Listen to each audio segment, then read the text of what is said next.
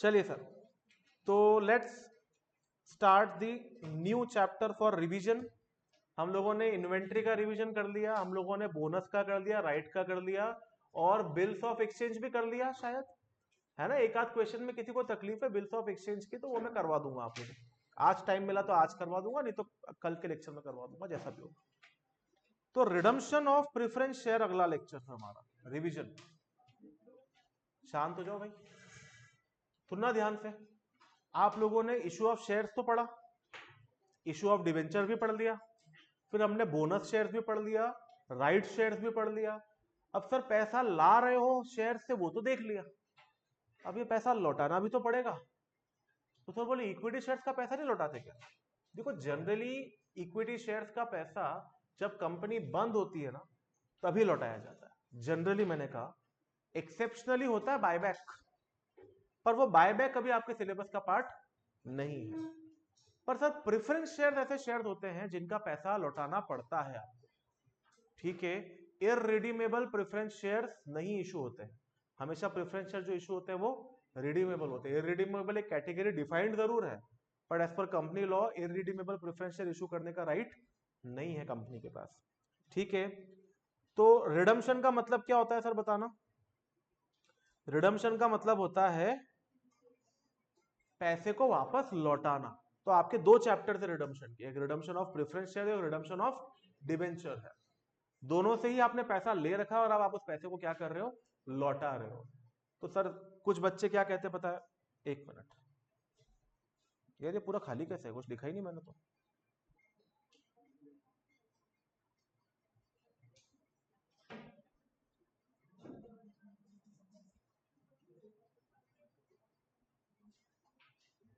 चलो, तो कुछ बच्चे क्या कहते हैं, सुनना ध्यान से, एक मिनट इधर देखो ध्यान से।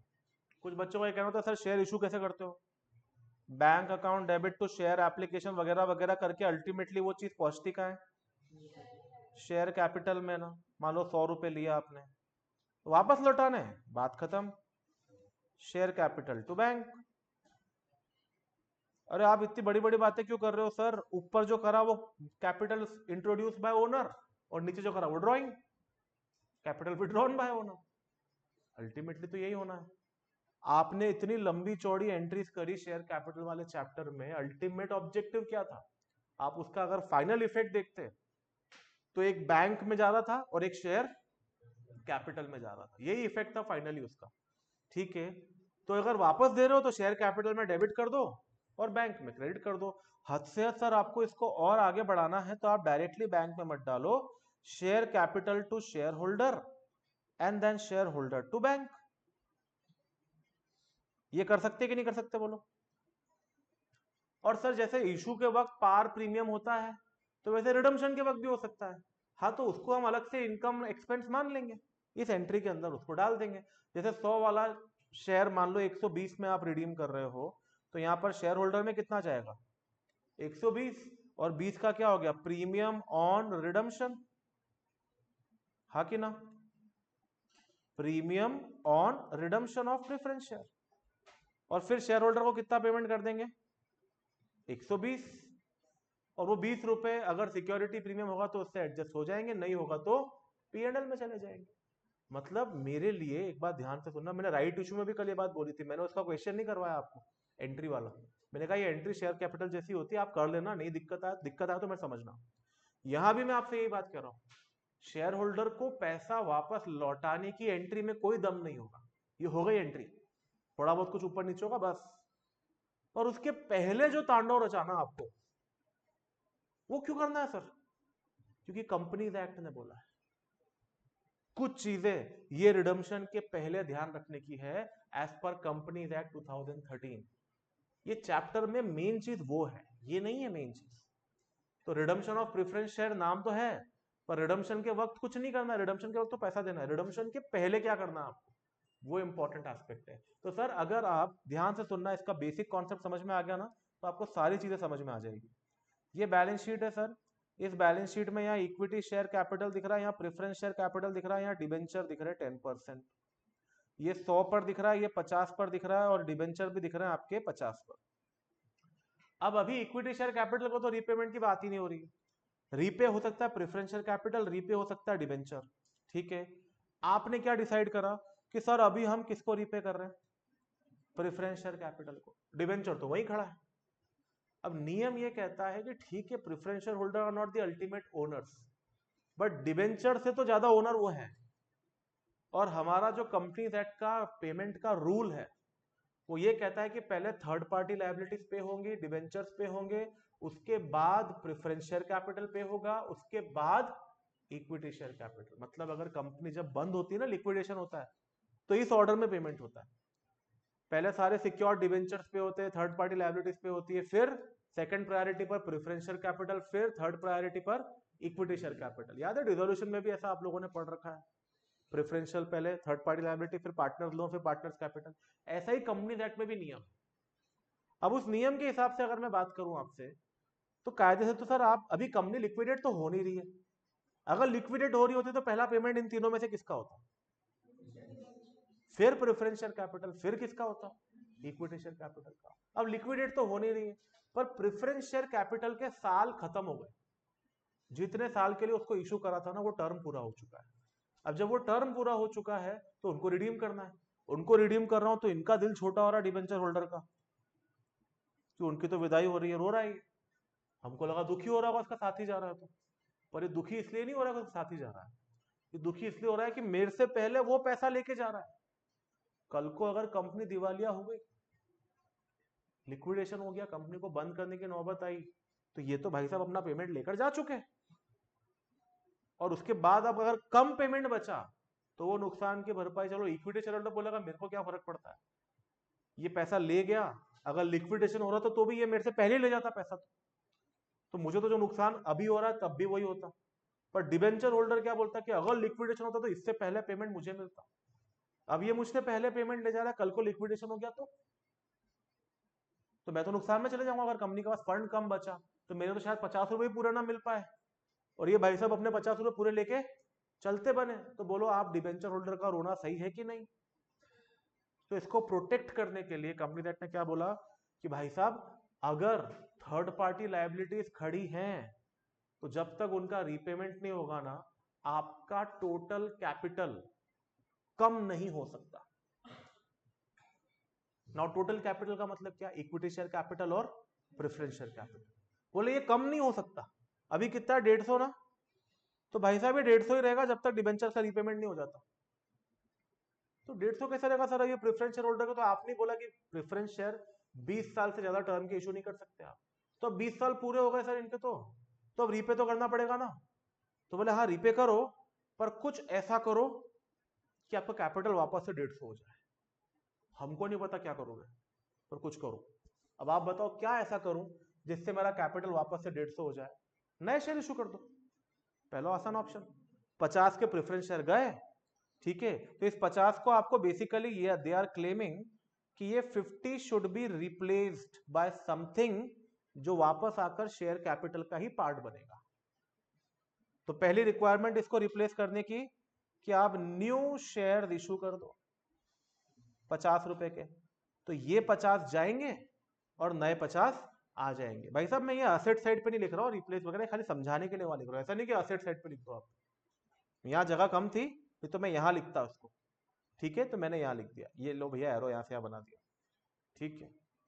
दूसरा ऑप्शन क्या है सर? नए शेयर अगर इशू नहीं करने तो इन्होंने आपको बोला कि आप एक स्पेशल रिजर्व बनाओ जिसका नाम है कैपिटल रिडम्पशन रिजर्व। आपकी बुक में लिखा हुआ है capital redemption reserve. Now what is this capital redemption reserve? बंद कर दिया बस भाई, वैसे हाथ बांध के बैठे हुए तीनों। कैपिटल रिडम्पशन रिजर्व इन्होंने बोला कि आप अपने प्रॉफिट में से कुछ पैसा, आपका रिजर्व एंड सरप्लस है ना, उसमें से कुछ पैसा कैपिटल रिडम्पशन रिजर्व में ट्रांसफर कर दो। तो बोलो उससे क्या होगा? कैपिटल रिडम्पशन रिजर्व भी तो रिजर्व में ही दिखता है। बोले उससे फायदा ये होगा कि कैपिटल रिडम्पशन रिजर्व का एक ही यूसेज पॉसिबल है, क्या? भविष्य में fully paid up bonus share issue कर सकते हो आप।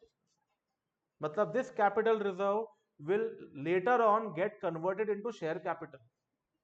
तो अगर आपने शेयर नहीं इशू करे पर 50 रुपए सीआरआर में भी डाल दिए, तो आपने एक चीज अश्योर कर दी कि आज नहीं तो कल हमारा कैपिटल 50 से वापस से बढ़ जाएगा। अगर आज ही बढ़ाना तो नए शेयर इशू करो, आज नहीं बढ़ाना तो फिलहाल अपने रिजर्व में से कैपिटल रिजर्व क्रिएट कर लो। और सबको पता है कि कंपनीज एक्ट में कैपिटल रिजर्व का एक ही यूसेज पॉसिबल है, बोनस शेयर इशू करना, fully paid up bonus share.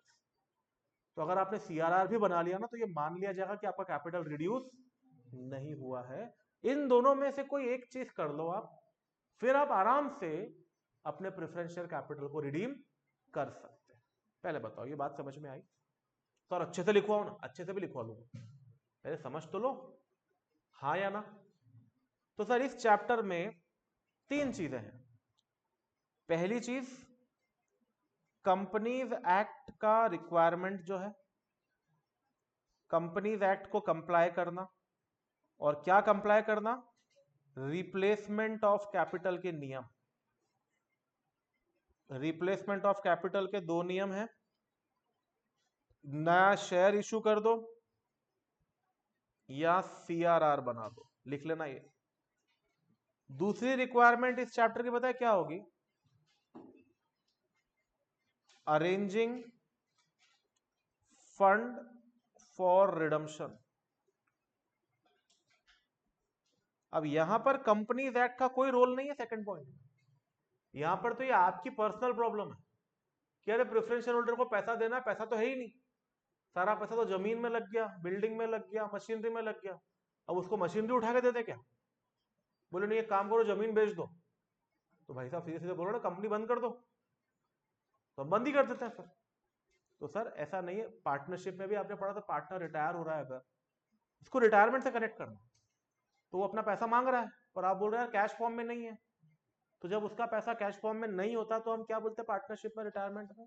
बचे हुए 2 पार्टनर्स, तुम पैसा लेकर आओ। याद आ रहा है कैपिटल एडजस्टमेंट? तुम पैसा लेकर आओ और इस तरीके से लेकर आओ कि तुम्हारा कैपिटल भी प्रोपोर्शनेट हो जाए और इन भाई साहब को देने के लिए भी हमारे पास कैश अवेलेबल हो जाए। तो मतलब आप नया कैपिटल इंट्रोड्यूस करवा रहे हो ना, तो वैसा ही यहां पर अगर आपके पास पैसा नहीं है तो आप फंड अरेंज करो, आपके पास जो रास्ते हो, बिल्डिंग बेच दो, जमीन बेच दो अगर पॉसिबल है तो। अगर नहीं कर पा रहे हो तो आप न्यू शेयर्स इशू करके फंड अरेंज कर सकते हो। न्यू शेयर इशू करना मतलब नया कैपिटल ला रहे हैं हम बिजनेस के अंदर। तो जब आप न्यू शेयर इशू करके फंड अरेंज करोगे ना, तो आपके 2 रिक्वायरमेंट फुलफिल हो रहे हैं उसमें। एक तो आपका फंड अरेंज हो रहा है और एक ऊपर जो कंपनी एक्ट की रिक्वायरमेंट थी वहां पर भी तो न्यू शेयर बोला है, वो भी फुलफिल हो जाएगी। मतलब सुनना मेरी बात ध्यान से, अगर क्वेश्चन में फंड अवेलेबिलिटी को लेकर कोई दिक्कत नहीं बताई गई आपको, तो आप नए शेयर भी इशू कर सकते हो, आप सीआरआर भी बना सकते हो। सीआरआर में कोई नया पैसा नहीं आता। सीआरआर में क्या होता है, आपका एग्जिस्टिंग जो रिजर्व है, ये रिजर्व सीआरआर में कन्वर्ट हो जाता है। मतलब रिजर्व में से माइनस करके और कैपिटल रिडम्पशन रिजर्व में जाके प्लस कर देते हैं। इससे कोई नया पैसा नहीं आता, पर पैसा ब्लॉक हो जाता है कि बाहर भी नहीं जा पाएगा। तो सीआरआर अगर आप बना रहे हो तो आप कंपनी एक्ट की रिक्वायरमेंट तो फुलफिल कर रहे हो रिप्लेसमेंट ऑफ कैपिटल की, पर फंड नहीं आएगा आपके पास।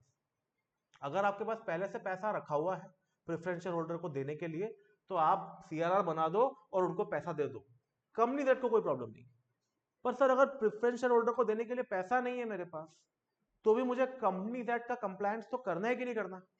करना है। तो फिर मेरे लिए आसान रास्ता पता है क्या है, कि मैं क्या करूंगा, नए शेयर इशू करूंगा। वो नए शेयर यहां का पर्पस भी अचीव कर देंगे और यहां का पर्पस भी अचीव कर देंगे। मैं नए शेयर इशू करूंगा तो उससे मेरे कंपनी एक्ट का रिक्वायरमेंट भी फुलफिल हो जाएगा, और दूसरी बात उस नए शेयर के बदले कैश भी आ जाएगा, उस कैश को मैं यूज कर सकता हूं for payment to preference share holder. पर फंड की दिक्कत है, ये बात आपको क्वेश्चन बताएगा तो ये करना है। अगर फंड की दिक्कत नहीं है तो आपके लिए सेकंड वाला पॉइंट नहीं होगा, फर्स्ट वाला पॉइंट तो हमेशा रहेगा, क्योंकि वो क्वेश्चन नहीं बताएगा, वो तो किसने बता रखा है, लॉ ने। सेक्शन नंबर ही बता देता हूं मैं आपको, सेक्शन नंबर 50 कौन सा था, 55। कंपनी हेड का सेक्शन नंबर 55 आपको कंप्लायंस करना है। ठीक है सर। और सर तीसरी बात क्या होगी इसके अंदर, एक तो कंपनी का कंप्लायंस, रिप्लेसमेंट ऑफ कैपिटल, दूसरा है अरेंजिंग फंड फॉर रिडम्पशन, और जो तीसरी वैरायटी आपको इसके अंदर आएगी रिडम्पशन का, अकाउंटिंग फॉर रिडम्पशन। ऊपर जो भी करा उसकी क्या करनी है आपको, अकाउंटिंग। नया शेयर इशू करा तो नए शेयर की अकाउंटिंग, सीआरआर बनाया तो सीआरआर की अकाउंटिंग, ठीक है। और उसके बाद जो प्रेफरेंस शेयर होल्डर को आप पैसा लौटा रहे हो उसकी अकाउंटिंग, और लौटाना भी पार पे हो सकता है, प्रीमियम पे हो सकता है। तो बेसिकली 3 तरह के क्वेश्चंस आपको मिलने वाले, 3 चीजें मिलने वाली इसके क्वेश्चन में। पहली वाली चीज, क्वेश्चन बोले ना बोले आपको फॉलो करनी है। सेकंड वाली चीज में फंड का क्राइसिस होगा तो ही आपको फॉलो करनी है। और थर्ड तो सर ऊपर जो भी करा उसकी अकाउंटिंग है। बैकग्राउंड समझ में आ गया? आइए अब पढ़ते हैं सेक्शन 55 क्या कहता है।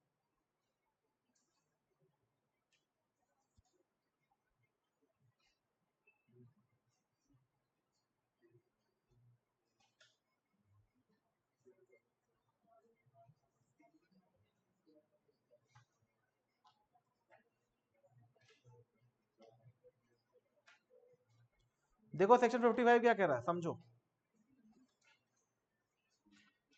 A company limited by share, if so authorized by its articles, may issue preference share which at the option of the company are liable to be redeemed within a period। सबसे पहली बात, आप तभी issue कर सकते हो जब article of association ने आपको परमिट करा हो, और आप प्रेफरेंस शेयर इशू कर सकते हो at the option of the company which are liable to be redeemed within a period not exceeding 20 years. Generally जो रिडीमेबल प्रेफरेंस शेयर 20 साल से ज्यादा के नहीं हो सकते हैं। अब it should be noted what, no shares can be redeemed except out of divisible और distributable profit, that is out of the profit of the company which would otherwise be available for dividend or out of proceeds of fresh issue of shares made for the purpose of redemption। तो जो मैंने आपको लिखवाया था ना उसको किस तरीके से बोला है इन्होंने, इसको इस तरीके से बोला है। ये जो मैंने बोला ना सीआरआर, इसको ये लोग बोल रहे हैं रिडम्पशन आउट ऑफ प्रॉफिट। अब मैं एक बार रुको फॉर्मली लिखवा देता हूं, आपने ये सब लिख लिया था। अब मैं एक बार आपको फॉर्मली लिखवा देता हूं सेक्शन 55 की भाषा। सेक्शन 55 की भाषा क्या है सर? ये कहता है रिडम्पशन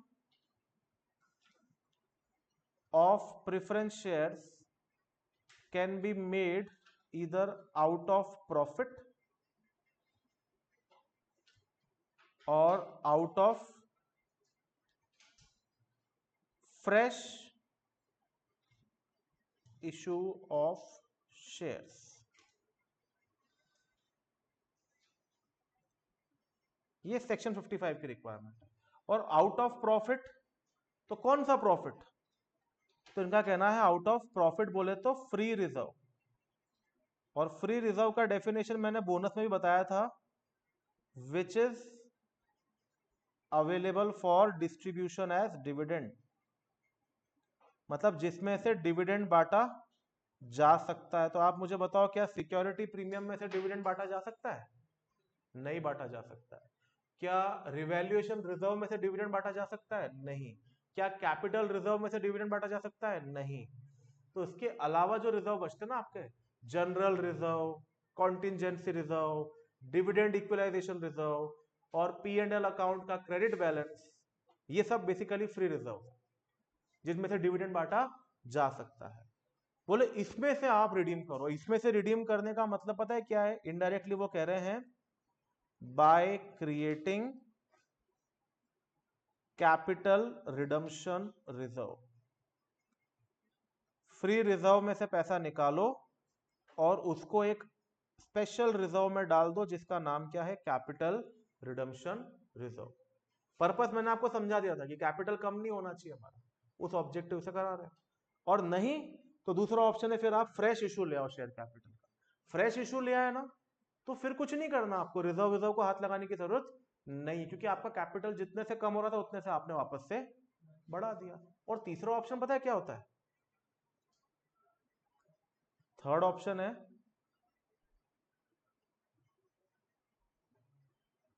कॉम्बिनेशन ऑफ बोथ। आपको 50 लाख के प्रेफरेंस शेयर रिडीम करने हैं, 30 लाख का सीआरआर बना लो, ठीक है, 20 लाख के नए शेयर इशू कर दो। अब इसमें चलता रहेगा आपका क्वेश्चन। पंगा तभी आएगा जब फंड अवेलेबिलिटी का प्रॉब्लम आएगा। तो अभी मैं थोड़ी देर के लिए फंड अवेलेबिलिटी के प्रॉब्लम को साइड में रखता हूं, मान लेते कि अभी क्वेश्चन में हमको फंड अवेलेबिलिटी का प्रॉब्लम नहीं आने वाला है। तो without the issue of fund हमारे लिए बस ये दो ही रिक्वायरमेंट है, रिडम्पशन करने के पहले कर लेना। जो रिडम्पशन की जर्नल एंट्री क्या होगी सर, क्वेश्चन करवा के सीधा करवाता हूं, पर रिडम्पशन करने के पहले या तो जितने के प्रेफरेंस शेयर आप रिडीम कर रहे हो उतने के बराबर का सीआरआर बना लो, ठीक है, या तो नए शेयर्स इशू कर लो। अगला सवाल, 50,000 की फेस वैल्यू के प्रेफरेंस शेयर रिडीम हो रहे हैं, तो क्या हमें इस बात से मतलब है कि ये रिडम्पशन पार पे हो रहा है कि प्रीमियम पे हो रहा है? अगर ये प्रीमियम पे भी हो रहा है तो भी मेरा शेयर कैपिटल कितने से कम होगा, 50 से, तो सीआरआर भी कितने का बनना चाहिए, 50 का, और फ्रेश इशू भी कितने का आना चाहिए, ला लो तो 50 का। मतलब ये जो दोनों out of profit out of fresh issue है ना, these are concern with the face value of preference share redeemed, preference share to be redeemed. आपको जो रिप्लेस करना है ना, वो अमाउंट को रिप्लेस करना है जो शेयर कैपिटल से जा रहा है, ठीक है। अगर वो प्रीमियम पे रिडीम हो रहा है और पेमेंट आप 55,000 का कर रहे हो, तो भी आपको ये दोनों की रिक्वायरमेंट 50,000 की फुलफिल करनी है, क्योंकि मेरा ऑब्जेक्टिव है कि मेरा शेयर कैपिटल जितने से कम हो रहा है ना, वो वापस से आ जाना चाहिए। अब 55,000 अगर आप पे करो तो भी मेरा शेयर कैपिटल तो 50 से ही कम हो रहा है, बचा हुआ 5,000 तो मेरे पीएनएल से निकल के आ रहा है, तो उसको रिप्लेस करने की जरूरत नहीं है। पर अगर मैं कहूं फंड अवेलेबिलिटी की बात करेंगे तो अगर 50 के प्रेफरेंस शेयर आप 55 में रिडीम कर रहे हो तो फंड की व्यवस्था 55 की करनी पड़ेगी। इसलिए मैं कह रहा हूं फंड अवेलेबिलिटी जैसे आएगा चीजें बदल जाएंगी, तो फंड अवेलेबिलिटी को साइड में रखूं, तो कंपनीज एक्ट को इस बात से मतलब नहीं होता, लिखना हो तो लिख लेना कि प्रेफरेंस शेयर आप पार पे रिडीम कर रहे हो कि प्रीमियम पे रिडीम कर रहे हो। कंपनी एक्ट बोलता है प्रीमियम पे करो, हमें कोई दिक्कत नहीं है, फेस वैल्यू के बरोबर सीआरआर या फ्रेश इशू आ जाना चाहिए, या दोनों का कॉम्बिनेशन। शेयर कैपिटल जितने से घटेगा उतने से वापस बढ़ जाना चाहिए, ये हमारा ऑब्जेक्टिव है। बात समझ में आई? चलो आगे बढ़ते हैं। नोट कर लिया ये क्या लिखा है, देखो आपकी बुक में, वापस से आगे पढ़ो। No shares can be redeemed except out of divisible profit और डिस्ट्रीब्यूटेबल प्रॉफिट। मतलब हमको समझ में आ गया कि यहां पर वो चुपके से बोल के आ रहा है बनाने को, सीआरआर, और out of fresh issue of shares made for the purpose of redemption, ठीक है। फिर क्या बोला, no such shares can be redeemed unless they are fully paid. बहुत इंपॉर्टेंट सर, सर अगर आपके प्रेफरेंस शेयर्स पार्टली पेड है तो आप उनको रिडीम ही नहीं कर सकते, आपको पहले उनसे फाइनल कॉल करना पड़ेगा, उनको फुल्ली पेड में कन्वर्ट करना पड़ेगा, उसके बाद ही क्या कर सकते हो आप, उसका रिडम्पशन। तो ये बहुत इंपॉर्टेंट पॉइंट है सर, कभी क्वेश्चन के अंदर आ सकता है 8 रुपए paid up preference share redeem करना है, कुछ नहीं बोलेगा क्वेश्चन उसके बाद, तो ये आपको ध्यान रखना है कि आप पहले उससे 2 रुपए की क्या करोगे, कॉल करोगे, और उसके बाद क्या करोगे, आप उसको रिडीम। फिर क्या लिखा है, in case of such class of companies में be prescribed and whose financial statement comply with the accounting standards, ठीक है, the premium if any payable on redemption shall be provided for out of the profits of the company before the shares are redeemed। ये सुनना sir, ये line क्या कह रही है, ये चैप्टर पहले भी फाउंडेशन में होता था, सीपीटी के टाइम पे, फाउंडेशन के टाइम पे इसको हटा दिया था। तो प्रॉब्लम क्या है सर, अभी अभी आपने बोला कि सर ये 50,000 के फेस वैल्यू के प्रेफरेंस शेयर कितने में भी रिडीम हो, ये जो सीआरआर और जो फ्रेश इशू करना है ना, ये 50,000 का ही करना है, ठीक है। तो बचा एक्स्ट्रा, मान लो अगर आप इसको प्रीमियम पे रिडीम करते हो, तो बचा हुआ 5,000 रुपए जो एक्स्ट्रा प्रीमियम का है वो कहां से आएगा भाई, वो प्रीमियम खर्चा बनेगा ना, ये लॉस बनेगा ना हमारा, तो इस लॉस को राइट ऑफ कहां से करें? आपके पास ऑप्शन है कि आप इसको सिक्योरिटीज प्रीमियम रिजर्व से भी राइट ऑफ कर सकते हो। आप जाकर सिक्योरिटी प्रीमियम रिजर्व के 5 यूसेजेस देखेंगे ना, पढ़ेंगे ना 5 यूसेजेस, तो उसमें premium on redemption of preference share भी कवर्ड है। और फिर सेकंड ऑप्शन है कि आप इसको जनरल रिजर्व या statement of P and L के balance surplus P and L balance से भी एडजस्ट कर सकते हो। तो ये सारे ऑप्शन है जहां से आप इस प्रीमियम को राइट ऑफ कर सकते हो, प्रीमियम ऑन रिडम्पशन। पर इन्होंने क्या बोला, अगर वो कंपनी सेक्शन 133 लिखा है ना, 133 के तहत अकाउंटिंग स्टैंडर्ड्स को कंप्लाई कर रही है, तो उस प्रीमियम को, उस केस में उस कंपनी के पास सिक्योरिटी प्रीमियम अवेलेबल नहीं होगा। Security premium not available if section 133 के अंदर के अकाउंटिंग स्टैंडर्ड कंप्लाई किए जा रहे हैं। अब आपको इतना सब कुछ नहीं सोचना है कि क्या होता है अकाउंटिंग स्टैंडर्ड, क्या होता है 133। आपको खाली इतना समझना है कि जो कंपनी अकाउंटिंग स्टैंडर्ड्स को कंप्लाई कर रही है 133 के तहत, उनके पास सिक्योरिटी प्रीमियम का पैसा अवेलेबल नहीं है प्रीमियम ऑन रिडम्पशन को राइट ऑफ करने के लिए। मतलब उनके वो 5 यूसेजेस में से ये यूसेज हट जाएगा। और जो कंपनी इस अकाउंटिंग स्टैंडर्ड 133 के कंप्लाई नहीं करती, वो आज भी सिक्योरिटी प्रीमियम को इस्तेमाल कर सकती। अब हमको कैसे मालूम पड़ेगा कि जो क्वेश्चन में कंपनी दी है वो अकाउंटिंग स्टैंडर्ड कंप्लायंट है या नहीं है? तो 2015-16 की बात है, जब मैंने इंस्टीट्यूट को मेल करा था इस चीज के लिए कि हमको कैसे मालूम पड़ेगा, तो उनका जवाब भी आया था, भाई साहब आपको चिंता नहीं करनी, अगर क्वेश्चन साइलेंट है तो यू हैव टू प्रिज्यूम कि वो 133 कंप्लायंट है और सिक्योरिटी प्रीमियम को इस्तेमाल नहीं करना है फॉर प्रीमियम ऑन रिडम्पशन। अगर क्वेश्चन को बोलना होगा ना कि सिक्योरिटी प्रीमियम अवेलेबल रहेगा, तो क्वेश्चन खुद बोल देगा। मतलब हमने एक जनरल नियम बना लेना है कि प्रेफरेंस शेयर के रिडम्पशन पे अगर प्रीमियम है तो वो प्रीमियम हम सिक्योरिटी प्रीमियम से एडजस्ट नहीं करेंगे। जनरल रिजर्व से एडजस्ट करो, प्रीमियम को P&L से एडजस्ट करो, सिक्योरिटी प्रीमियम से एडजस्ट मत करो, ये मानकर कि अकाउंटिंग स्टैंडर्ड 133 के कंप्लाई किए जा रहे हैं। और अगर ये नहीं किए जा रहे होंगे तो क्वेश्चन आपको दो तरीकों से ये बात बोल सकता है। या तो वो बोलेगा कि 133 कंप्लाई नहीं हो रहा है या अकाउंटिंग स्टैंडर्ड कंप्लाई नहीं हो रहा है, ऐसा बोलेगा। या वो ये बोलेगा कि security premium is available for premium on redemption of preference, खुला ही बोल देगा। तो ऐसा क्वेश्चन बोलेगा ना, तो इस प्रीमियम को आप सिक्योरिटी प्रीमियम से राइट ऑफ कर सकते हो। नहीं बोलेगा तो आप जनरल रिजर्व या P&L से राइट ऑफ करते हो। पता नहीं क्यों क्या बोल रहा हूं, समझ में नहीं आ रहा। अरे आप खाली अभी प्रोविजन समझो, क्वेश्चन करोगे तो सब समझ में आएगा। उस वक्त याद दिलाऊंगा कि देखो ऐसा बोला था इसलिए करा है। एंट्री की चिंता मत करो, एंट्री क्या होगी, एंट्री तो बता रहा हूं। अभी खाली इतना समझो कि प्रीमियम अवेलेबल रहेगा या नहीं रहेगा। ठीक है, समझ में आई बात? ये लिखना हो तो लिख लो, for premium on redemption of preference share. आपको मैं स्टेटमेंट फॉर्म में लिखवाऊं कि लिख लिया ये?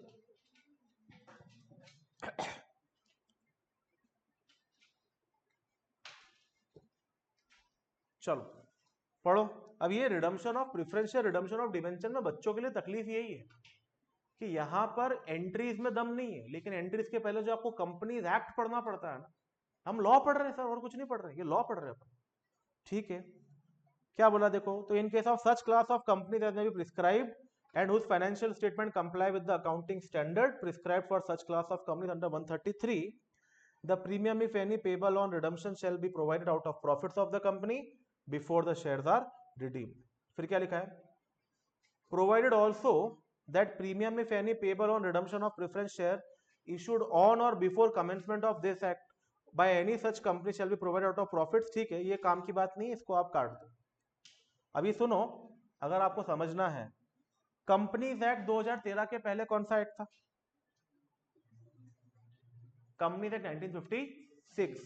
और वो जो कंपनीज एक्ट 1956 था ना, एक सेकंड, हेलो, हाँ हाँ,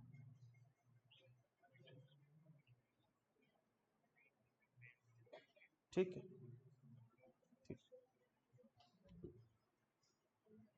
तो क्या बोला इन्होंने, अगर previous act before the commencement of this act, मतलब कंपनीज एक्ट 2013 के कमेंस होने के पहले, कंपनीज एक्ट 1956 में अगर शेयर इशू हुए थे, ठीक है, तो उस केस में आपको जो प्रीमियम पे करना है, बात अभी भी किसकी हो रही है? प्रीमियम की। बोले वो पता है कहां से पे हो सकता है? Out of the profits of the company और out of company securities premium account. मतलब ये जो झंझट लाया ना कि सिक्योरिटी प्रीमियम इस्तेमाल नहीं हो सकता, ये कंपनीज एक्ट 2013 की देन। तो जो प्रेफरेंस शेयर्स कंपनीज एक्ट 2013 के आने के पहले इशू हो गए थे पुराने वाले एक्ट में, तो उनके लिए तो आज भी वो प्रीमियम प्रॉफिट से भी एडजस्ट हो सकता है और सिक्योरिटी प्रीमियम से भी एडजस्ट हो सकता है। मतलब यहां पर अगर क्वेश्चन में आपको दे दे कि preference share were issued before the applicability of companies act 2013। यहाँ पुराने दे दिए आपको, 2006 के हैं, 2004 के हैं। देखो 2004 के 20 साल कब कंप्लीट होंगे गिनो, 2014 और 2024। तो मान लो 2024 में कोई प्रेफरेंस रिडीमर जो इशू कब हुए थे, 2004 में, तो वो तो ऑब्वियस सी बात है 2013 वाले एक्ट के आने के पहले इशू हो गए। तो वहां पर उनके प्रीमियम को देने के लिए आप सिक्योरिटी प्रीमियम को इस्तेमाल कर सकते हैं। ठीक है, तो आप लिख देना उसमें जो आपने नोटिंग करी वहां पर कि however security premium will be available. कब कब अवेलेबल रहेगा? सबसे पहले तो when section 133 is not complied, मतलब अकाउंटिंग स्टैंडर्ड उसके अंदर नहीं कवर हो रहा है। और दूसरा, preference share issued in earlier act, that is before companies act 2013। तो आप रिडम्पशन पे होने वाले प्रीमियम को सिक्योरिटी प्रीमियम से सेट ऑफ कर सकते हो। सेक्शन 55 ने बोला ये तुम्हारी झंझट तुम निपटो, प्रीमियम को मेरे पास मत आने देना। प्रीमियम को कहां से सेट ऑफ करना है वो तुम जानो। नया एक्ट में इशू हुआ है तो आप देख लो, सेक्शन 133 कंप्लाइंट ही मानना है हमको तो कंपनी को, तो सिक्योरिटी प्रीमियम अवेलेबल नहीं है। पुराने एक्ट में इशू हो गया था, रिडीम अब हो रहा है, तो इशू तो तब हो गया था ना। तो इस केस में सिक्योरिटी प्रीमियम अगर आपके पास बैलेंस है तो प्रीमियम को वहां से राइट ऑफ कर सकते हैं। इन सब चीजों का बहुत बड़ा इंपैक्ट नहीं है, पर क्या होता है छोटी सी एंट्री आपको समझ में नहीं आ रहा है, सर कभी ये सिक्योरिटी प्रीमियम को यूज कर लेते हैं कभी नहीं करते हैं, तो ऐसा क्यों हो रहा है? तो ये सारे रीजन इसलिए पहले से क्लियर कर रहा हूं मैं। आज के लेक्चर में मैं क्वेश्चन नहीं करवाऊंगा, इसके प्रोविजन आपको समझा के भेज रहा हूं। आप लोग घर पे 15 मिनट निकालकर इसके प्रोविजन को रिवाइज कर लेना और उसके बाद कल के लेक्चर में मैं इसके क्वेश्चंस आपको सॉल्व करवा दूंगा। ठीक है, आगे क्या बोला है देखो, इन case of other companies not following in one above, मैंने लिखवा दिया पहले ही आपको, मतलब जो कंपनी से 2013 में आई है लेकिन वो फर्स्ट वाले पॉइंट में कवर नहीं हो रही, मतलब 133 में कवर नहीं हो रही, तो वहां पर भी आपके पास सिक्योरिटी प्रीमियम अवेलेबल होगा, ये मैंने आपको बता दिया है। अब ये फोर्थ पॉइंट जो है ना, ये बहुत काम का है। ये क्या बोल रहा है देखो, ये भी मैं आपको बता चुका हूं, where any such shares are proposed to be redeemed out of profits of the company. अब आउट ऑफ प्रॉफिट रिडीम का मतलब क्या आप बता रही है, मैंने आपको पहले ही बता दिया कि आपको आउट ऑफ प्रॉफिट मतलब क्या बनाना है, कैपिटल रिडम्पशन रिजर्व। तो there shall be out of divisible profits, that is profit which would otherwise be available for dividend, मतलब मैंने आपको बता दिया फ्री रिजर्व वगैरह, be transferred to a reserve account to be called capital redemption reserve. Capital redemption reserve में कुछ transfer करना है, बोले कितना ट्रांसफर करना है, a sum equal to which value, nominal value बोलो या फेस वैल्यू, तो पहले ही बता दिया मैंने आपको फेस वैल्यू के बरोबर, of the shares redeemed, the provisions of the act relating to reduction of share capital of companies act shall except as provided shall apply as if capital redemption reserve were the paid up share capital of the company। पता है क्या बोल रहे हैं, अगर एक reduction of share capital का एक पूरा नियम है कंपनी एक्ट में, उसके लिए 10 जगह से कंप्लायंस लेने पड़ते हैं, तो इनका कहना है कि अगर तुमने सीआरआर बना दिया ना तो ये माना ही नहीं जाएगा कि तुम्हारा कैपिटल रिड्यूस हुआ है, और उस पॉइंट ऑफ व्यू से सीआरआर को पेड अप शेयर कैपिटल ही माना जाएगा कंपनी का। थियरी के लिए काम की बात है, न्यूमेरिकल में काम की बात नहीं है।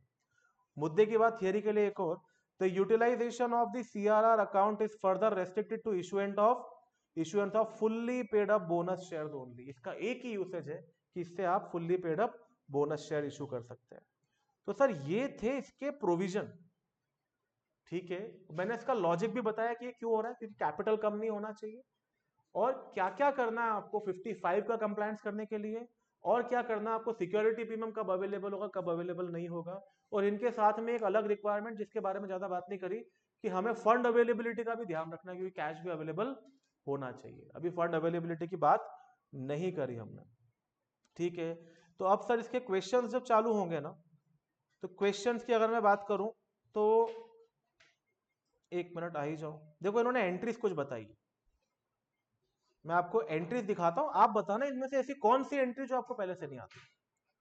मान लो आप प्रेफरेंस शेयर को रिडीम करने के लिए जो रिप्लेसमेंट कर रहे हो कैपिटल का वो नए शेयर से कर रहे हो, तो नए शेयर्स को इशू करने की एंट्री क्या होगी, bank account debit to share capital.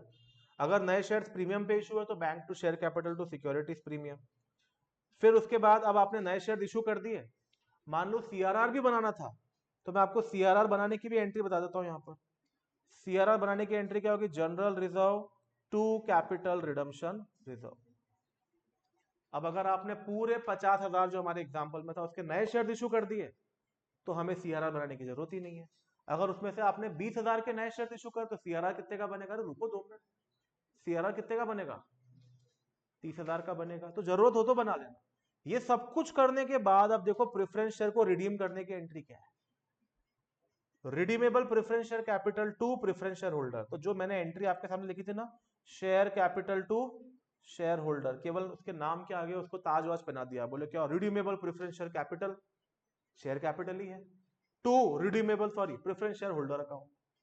फिर जब पे कर देंगे तो preference share holder to bank.